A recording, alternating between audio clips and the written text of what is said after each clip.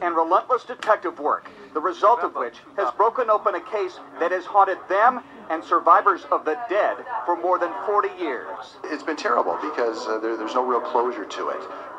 You know somebody's out there, you know that they're capable of hurting other people. So this finally brought a closure to it, so you know that nobody else is going to get hurt. The 1970s was a decade of terror for white elderly women in West Los Angeles. Scores were raped, beaten, and murdered in their homes or apartments. Their attacker never caught. One of the dead was 67-year-old Elizabeth McKeon of Westchester, who was raped, beaten, and strangled to death. At the time, genetic evidence was non-existent, but cold case detectives and lab technicians, in looking at the McKeon case several years ago, discovered evidence of her attacker's DNA.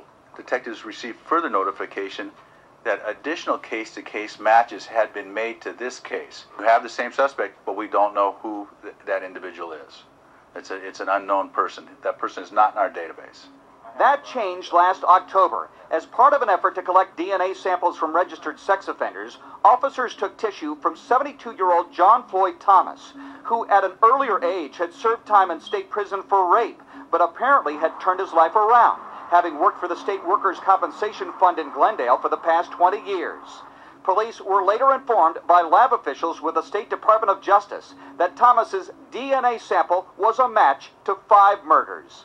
Thomas, at this time, and we believe this will probably expand, is also suspected in as many as 25 other murders and scores of rapes that occurred in the Southland during the 1970s and 1980s.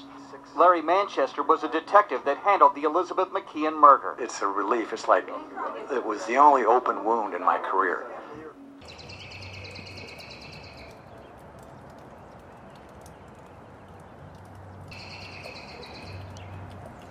Yeah.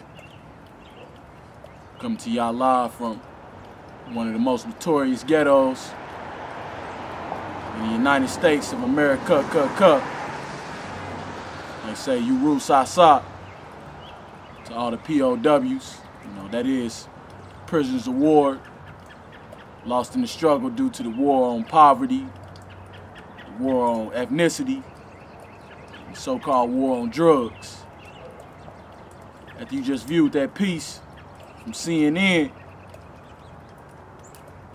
I hope, like myself, you took a minute to sit back and understand the fabric of what we call America. I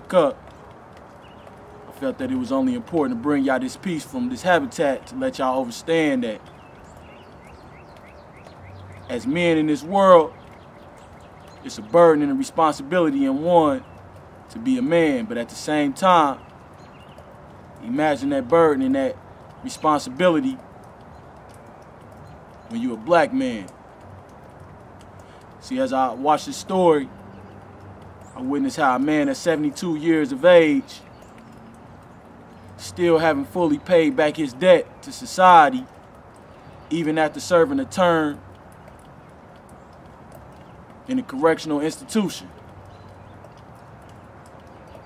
And even so much so to say that 30 years of his service to the construction community as a civilized, or what America would call a civilized individual, that still ain't enough.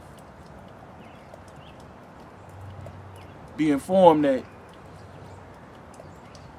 this production that I'm bringing you is not racist or prejudiced or color biased, because those of us who conscious, who understand the struggle as a whole, know that this struggle is a uniform struggle.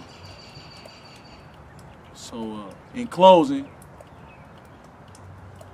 I want to give y'all a situation that transpired, whether it was realistically or metaphorically. One day a man was walking through the Caribbeans, and he ended up finding a snake that was badly harmed. And this man was a lover of reptilian animals. So he took the reptile and brought it into the home. After he brought it into the home, he nourished and warmed it and did all those things that one would do for human life. About a month went past, And that same tender, loving, caring, patriotic, if you will, individual, he goes to feed this snake, and the snake bite him. This shocks him and sent him into a foaming rage. And the only words he could conjure up was, "Why did you bite me?" And the simple reply of the snake was, "You knew I was a snake when you picked me up." One.